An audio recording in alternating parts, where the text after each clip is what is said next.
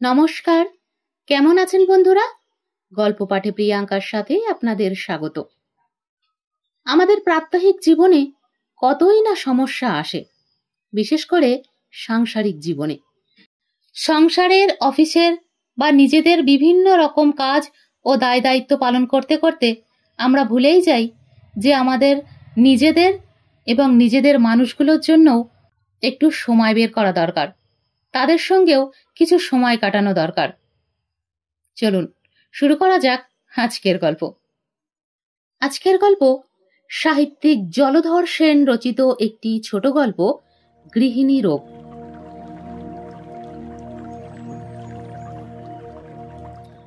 Office হইতে বাড়ি ফিরতে প্রত্যহই 6টা বাজে। আবার যেদিন কাজ চেপে পড়ে সেদিন 8টা, 8:30টাও হয়। যারা নিম্ন কর্মচারী তারা বলেন, অফিসের বড়বাবু, মাস গেলে 400 টাকা পান, খাটবেন না? আমাদের যেমন দান তেমনই দক্ষিণা। 10টা 5টা কাশি বাজাই, 40-50 যা পাই বহুত আচ্ছা। এই তো গেল অফিসের কথা। বাড়ির অবস্থা আরো সংকীর্ণ। সে কেমন শুনবেন? একদিন একটু সকাল সকাল, অর্থাৎ অপরাহ্ন 6:30টার সময় বাড়ি এসে দেখি উপরে আমার শয়ন ঘরে আমার গৃহিণী শুয়ে আছেন। মাথার উপরে হু হু করে পাখা চলছে। বুড়ো ঝি শ্যামার মা গৃহিণীর পায়ের কাছে বসে আছে। আমাকে ঘরে প্রবেশ করতে দেখেই শ্যামার মা অতি কর্কশ স্বরে বলে উঠল, যা হোক, বাবুর ঘরে আসার সময় হয়েছে, সেও ভালো। আমি এমন সুমিষ্ট সম্ভাষণের কোনো কারণ বুঝতে না পেরে জিজ্ঞাসা করলাম, কি হয়েছে? উনি শুয়ে রয়েছেন যে, অসুখ?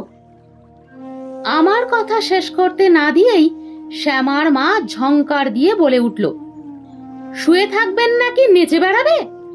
এই যে এতদিন থেকে বাছার আমার অসুখ, তার কি খোঁজ নেওয়া আছে?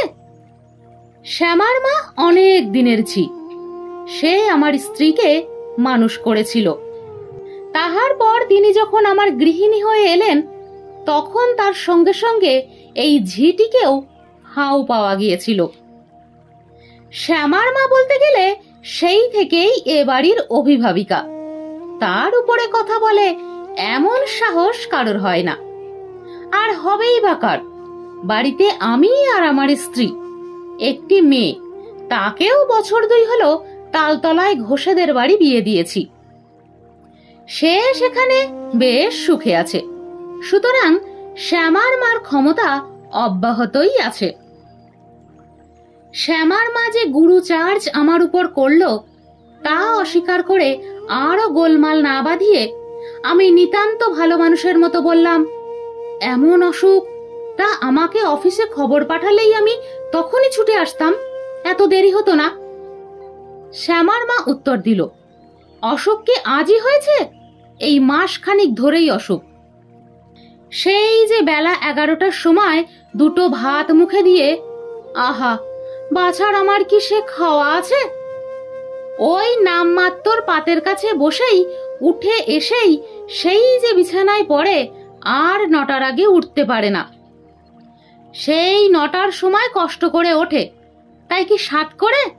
শুয়ে থাকতে বললে বলে, না না, বাবুর আসার সময় হলো।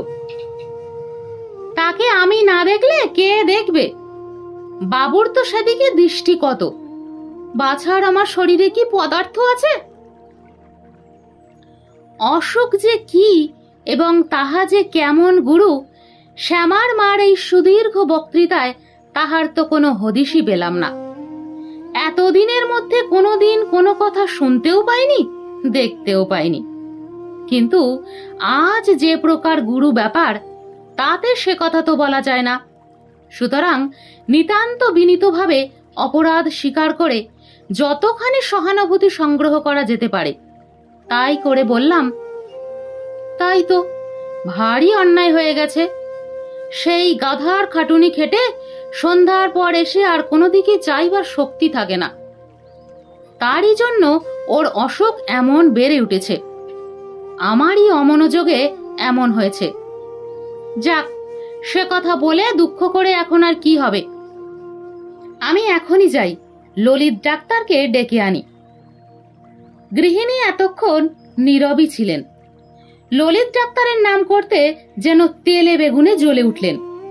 মুখখানি যথাতিরিক্ত বিকৃত করে বললেন, ললিত ডাক্তার কেন, শ্রীচরণ কম্পাউন্ডারকে ডেকে আনলেই হবে। আমার যেমন পোড়া কপাল। এই নাও, 400 টাকা মাইনের অফিসের বড়বাবুর একমাত্র সহধর্মিনীর এমন দারুণ অসুখ, আর আমি কিনা ডাকতে চাইলাম পাড়ার ললিত ডাক্তারকে, যার মোটর দূরে থাক গাড়ি ঘোড়াও নেই, যে 1 টাকার বেশি ভিজিট নেয় না, হয়তো পায়ও না। আমি কিনা আমার মহামহিমময়ী গৃহিণীর চিকিৎসার জন্য তাকে ডাকবার প্রস্তাব করলাম। কি ধৃষ্টতা আমার! আমি তখন আমার নির্বুদ্ধিতার কৈফিয়ত স্বরূপ বললাম, আরে ললিতকে কি চিকিৎসার জন্য ডাকতে চাইছি? তোমার যে ভয়ানক অসুখ, তাতে বাড়িতে একজন ডাক্তার সর্বদা রাখা দরকার। তাই তাকে পাঠিয়ে দিয়ে আমি একজন বড় ডাক্তারকে ডাকতে যাচ্ছি। তোমার চিকিৎসা ললিতকে দিয়ে করাবো? আমি কি পাগল হয়েছি? মনে মনে কিন্তু যা বললাম তা আর বলে কাজ নেই। কি আর করি, সেই সন্ধ্যা বেলাতেই অফিসের কাপড় না ছেড়েই একজন ভালো ডাক্তারের খোঁজে বার হলাম। কিন্তু যাই কার কাছে? ডাক্তার নীলরতন সরকার কি বিধান রায়ের কাছে গিয়ে আমার গৃহিণীর এমন দারুণ অসুখের কথা বললে তারা তখনই হয় আমাকে পাগল বলে তাড়িয়ে দেবেন, আর না হয় দয়া পরবশ হয়ে আমাকে পাগলা গারদে পাঠাইবার জন্য পুলিশের জিম্বা করিয়ে দেবেন। শেষে মনে পড়ল ডাক্তার বোসের কথা। শুনেছি তিনি নাকি এই রকম রোগীর চিকিৎসায় সিদ্ধহস্ত, কিন্তু তার সঙ্গে তো আমার তেমন আলাপ পরিচয় নাই। 2-3 বার বন্ধুদের বাড়িতে দেখা হয়েছিল মাত্র। তিনিও আমার নাম জানেন, আমিও তার নাম জানি। পথে ঘাটে দেখা হলে আজকালকার ভদ্রতা বশত, নমস্কার মশাই, ভালো তো, এই রকম মামুলি সম্ভাষণের অধিক কোনো কথা কোনোদিন হয়নি। ঘনিষ্ঠতা তো দূরের কথা, তবে অনেকের কাছে তার প্রশংসা শুনেছি। ডাক্তারও বেশ নামওয়ালা, সুতরাং তার কাছে যাওয়াই স্থির করলাম। ডাক্তার বোসের বাড়ি আমার জানা ছিল। তার বাড়িতে গিয়ে শুনলাম তিনি বাড়িতেই আছেন। মিনিট 5 অপেক্ষা করার পরই ডাক্তারবাবু উপর থেকে নেমে এলেন এবং আমাকে দেখে সহাস্য মুখে বললেন, এই যে বিজয়বাবু, আসুন আমার বসবার ঘরে। তার রোগী দেখবার ঘরের মধ্যে গিয়ে আমাকে বসিয়ে বললেন, তারপর এই অসময়ে একেবারে অফিসের ড্রেসে এসে উপস্থিত, কি ব্যাপার? আমি বললাম, ব্যাপার কিছু সঙ্গীন না হলে কি এ সময়ে আপনাকে বিরক্ত করতে আসি? আপনার সময় হবে তো? সব কথা বলতে হয়তো 10 মিনিট লাগবে। ডাক্তার বললেন, আমি এখন আর কোথাও বেরোবো না, যথেষ্ট সময় আছে। কেউ ডিস্টার্ব না করে দুয়ারটা বন্ধ করে দিই। এই বলে তিনি ঘরের প্রবেশদ্বার বন্ধ করে বিজলি বাতি ও পাখা খুলে দিলেন। তারপর বললেন, এখন বলুন আপনার ব্যাপারটা কি? আমি বললাম, আমার স্ত্রীর নাকি ভয়ানক অসুখ। ডাক্তার হেসে বললেন, নাকি? কথাটা তো বুঝতে পারলাম না বিজয়বাবু। আমি বললাম, কি যে অসুখ আমি জানি না। প্রত্যহ 9:30 অফিসে যাই, 6:30 7টায় বাড়ি ফিরি। আমার স্ত্রীকে কোনো দিনই অসুস্থ দেখিনি।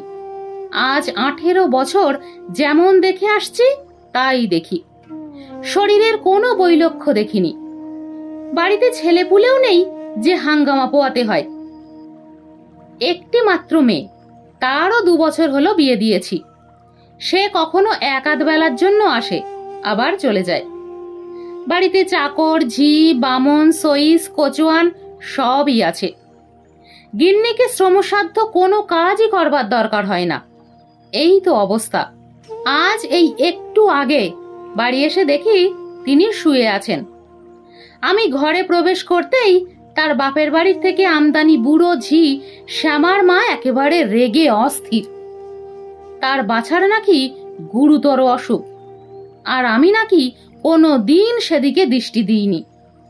আমি তো মশাই মহা সংকটে পড়লাম।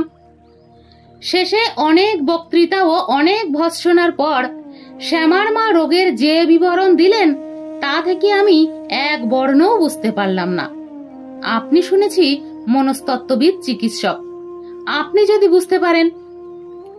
শ্যামার মা বললে যে তার বাছা অর্থাৎ আমার স্ত্রী বেলা 11টার সময় প্রত্যহই পাতের কাছে বসেন মাত্র, তারপর উঠেই যে শয্যা গ্রহণ করেন, বিকেলে 5টার পূর্বে সে শয্যা ত্যাগ করতে পারেন না, এমনই তিনি কাতর।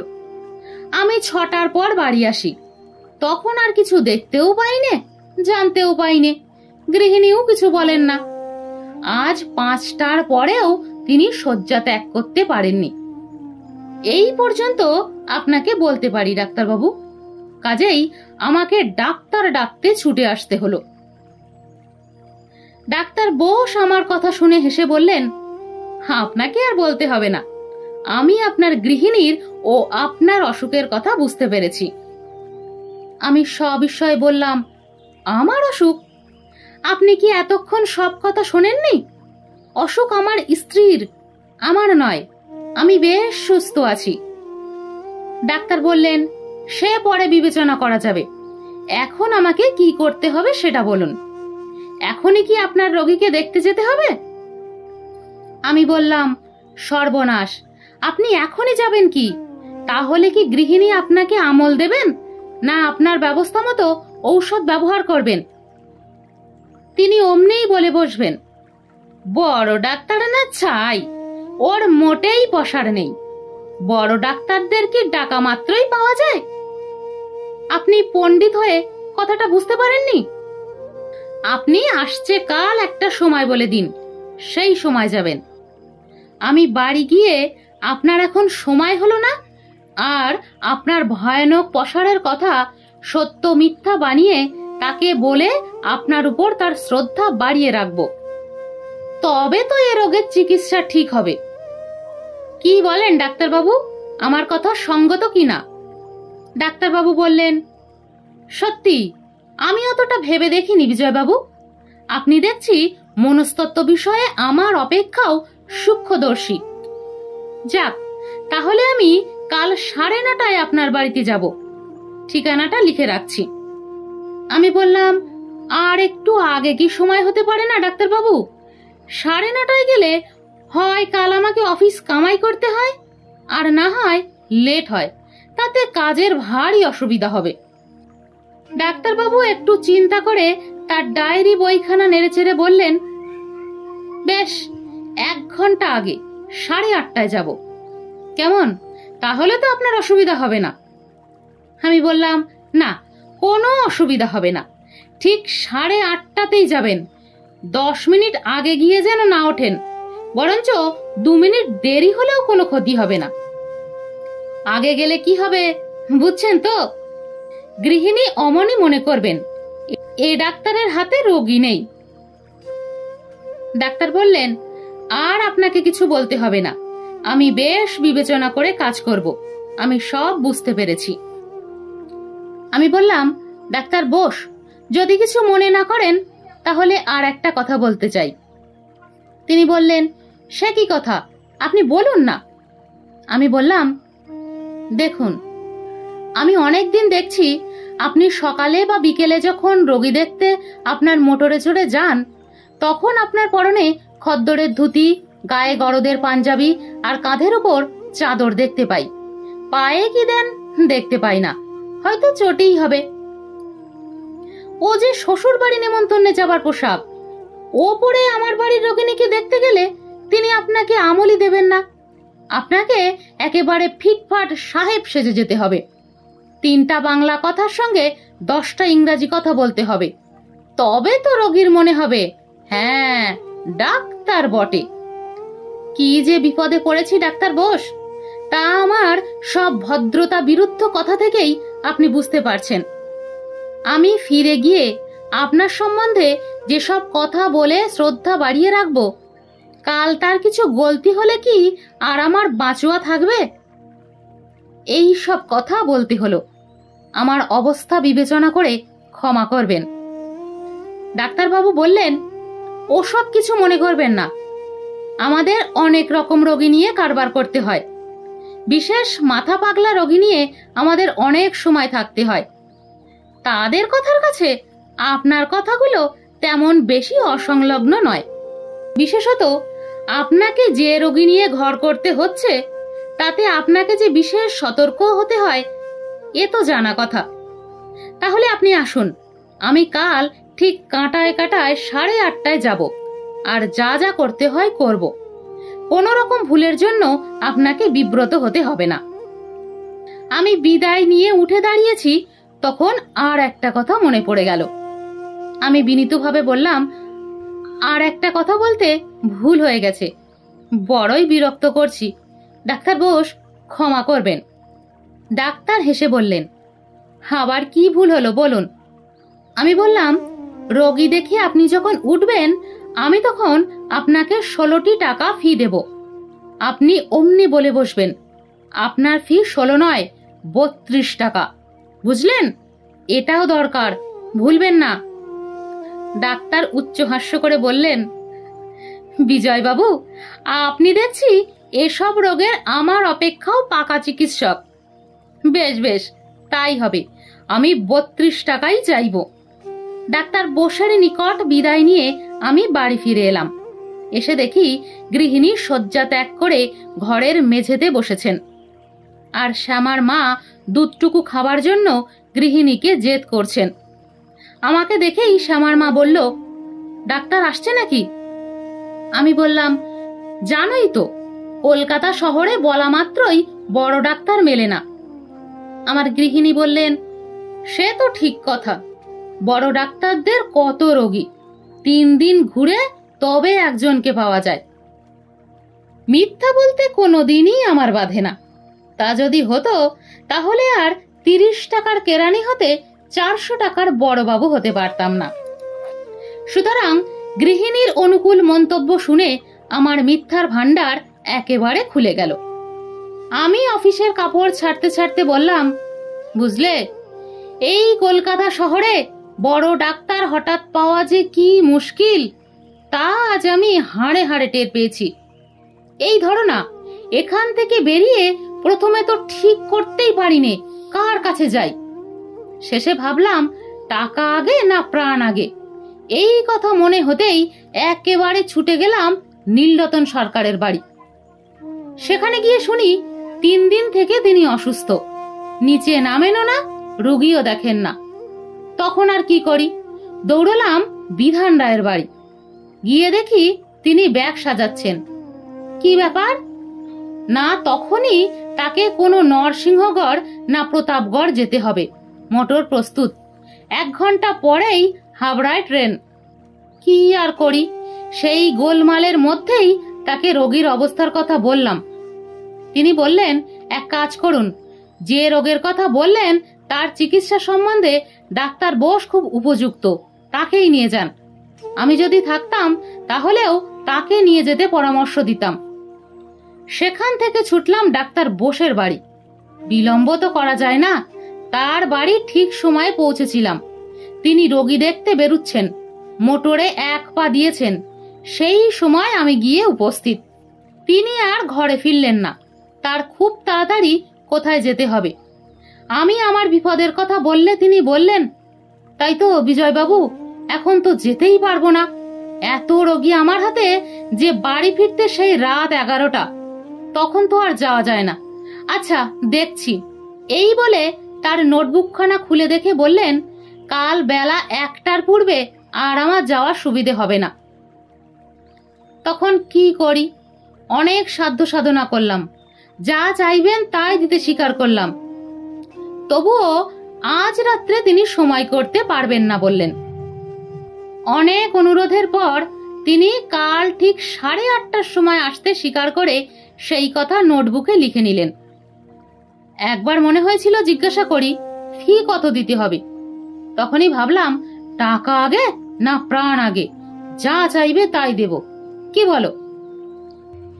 এইবার গৃহিণীর মুখে হাসি ফুটল।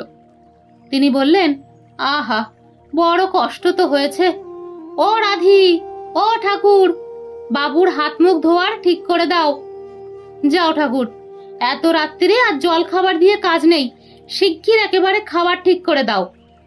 যাক, মিষ্ট কথায় পেট না জুড়োক, শরীর তো জুড়িয়ে গেল।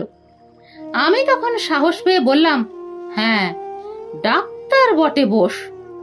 দেখো দেখি কি পসার, রাত 11টা পর্যন্ত রোগী দেখতে হয়। কাল 1টার আগে আসতে পারবে না বলে বসলো। শেষে অনেক করে বলে তবে 8:30টায় করলাম। এ তো আমাদের ললিত ডাক্তার নয়, একেবারে সাহেব। বাংলা কথা বড় একটা বলেই না, আর কি প্রকাণ্ড মোটর। গৃহিণী বললে, তার হবে না, অত বড় ডাক্তার যে পাওয়া গিয়েছে, এই আমার সৌভাগ্য। যাক, এতগুলো মিথ্যা কথা একেবারে বৃথা যায়নি, কাজ হয়েছে। আমি নিশ্চিন্ত হলাম। পরদিন 8টা বাজতেই গৃহিণী মহাব্যস্ত হয়ে উঠলেন। ওগো, তুমি নিচের বৈঠকখানায় গিয়ে থাকো। কি জানি, বলা তো যায় না, ডাক্তার সাহেব যদি 8:30টার আগে এসে পড়েন। আমি বললাম, তুমি বলো কি? এ কি যেসে ডাক্তার যে আধ ঘন্টা আগে এসে বসে বসে গল্প করবে? ডাক্তার ঠিক 8:30টায় আসবে। 2 মিনিট আগে আসবার তার সময় হবে না। গৃহিণী উল্লসিত হয়ে বললেন, তা কি আর আমি জানি নে? তবুও তুমি নিচে গিয়ে অপেক্ষাই করো না। আমি তো সব ঠিক করে এসেছি, তবুও গৃহিণীর আদেশে নিচে যেতে হলো। পূর্বের ব্যবস্থা মতো ডাক্তার 8:30টার সময় এলেন। একেবারে 18 আনা সাহেব। এসেই তাড়াতাড়ি রোগী দেখতে চললেন। মুখে একটাও বাংলা কথা নেই, খাঁটি বিলাতি বুলি। গৃহিণী প্রস্তুতি ছিলেন। ডাক্তার তার বুক পিঠ পরীক্ষা করলেন। কতক কথা বাংলাতেই রোগিণীকে জিজ্ঞাসা করলেন, কতক বা আমাকে ইংরেজিতে বললেন। আমি আবার সেই সব কথা তর্জমা করে উত্তর শুনিয়ে দিলাম। ডাক্তারের সেসব জেরার কথা আনুপূর্বিক বলে আর কাজ নেই। অবশেষে তিনি বললেন, রোগ কঠিনই বটে, তবে আমি ঠিক এই রকম একটা রোগীতে মাসখানেক আগে 3 দিনে আরাম করেছি, 6 ডোজ ওষুধ দিয়ে।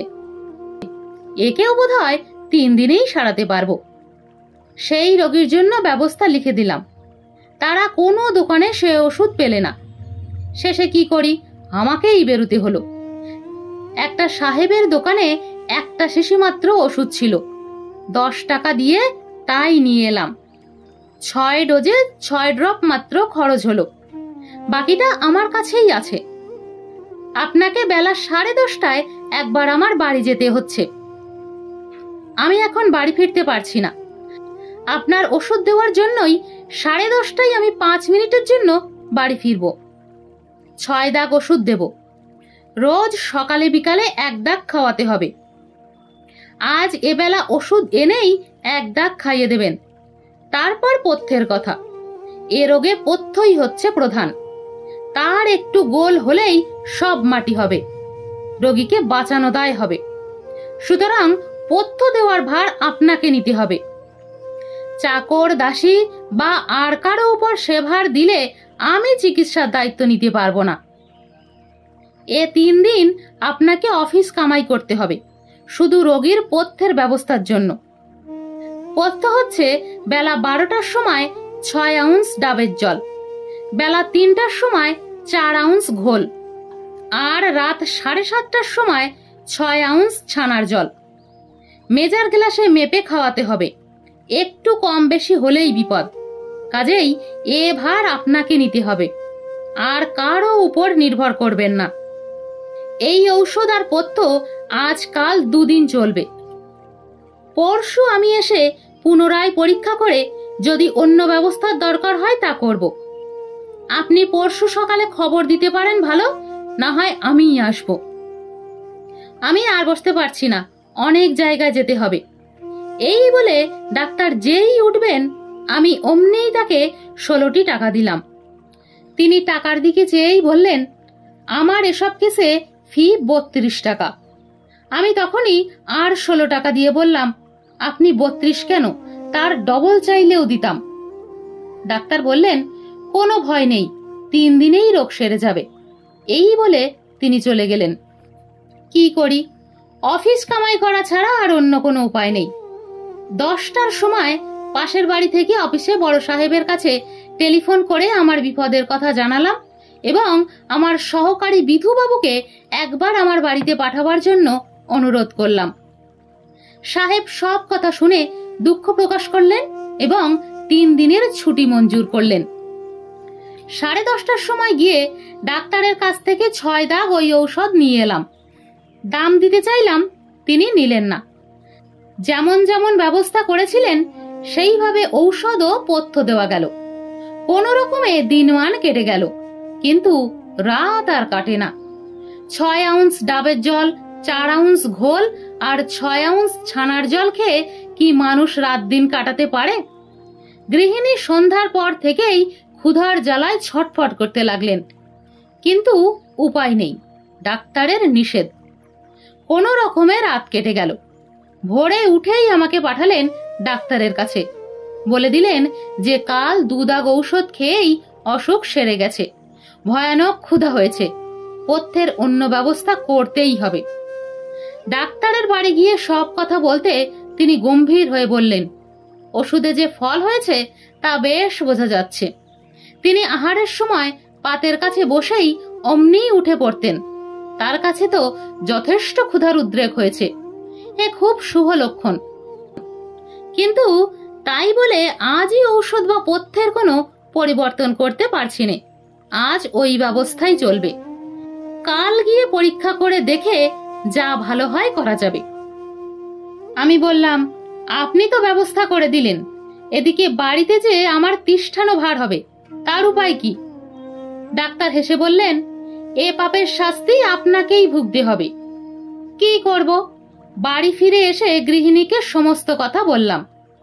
তিনি তো রেগেই অস্থির। শুধু ডাবের জল আর ছানার জল খেয়ে মানুষ কি বেঁচে থাকতে পারে? উপায় কি? চিকিৎসক যা বলেছেন তা প্রতিপালন করতেই হবে। সেদিন যে কষ্ট গেল তা আর কহতব্য নয়। পরদিন ঠিক 8:30টার সময় ডাক্তার এলেন। পূর্বের মতো পরীক্ষা করলেন। তারপর আমাকে বললেন, বৈঠকখানায় চলুন, বিশেষ বিবেচনা করে ব্যবস্থা করতে হবে। বৈঠকখানায় এসে ডাক্তারবাবু বললেন, বিজয়বাবু, আপনার গৃহিণীর আর অসুখ হবে না। এ 2 দিনেই তার যথেষ্ট শিক্ষা হয়েছে। তাকে আর ওই ঔষধ খেতে হবে না। তিনিও আর পাতের কাছে বসেই উঠবেন না। কিন্তু একটা গোল রইল, আপনার রোগ তো সারল না।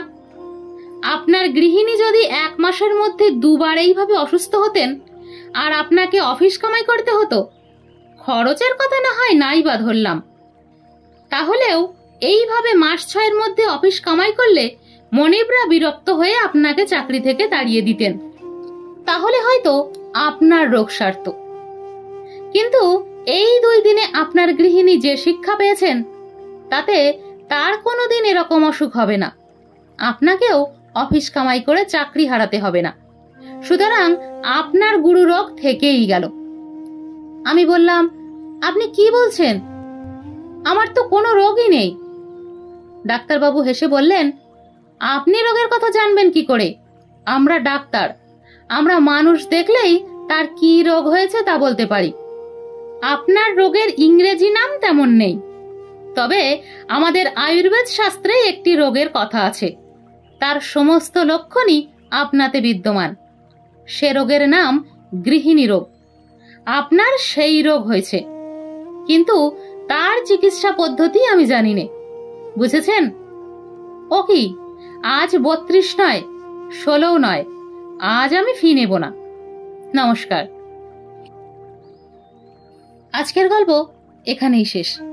পরবর্তী গল্প নিয়ে ফিরে আসছি খুব তাড়াতাড়ি। ততদিন ভালো থাকুন, সুস্থ থাকুন।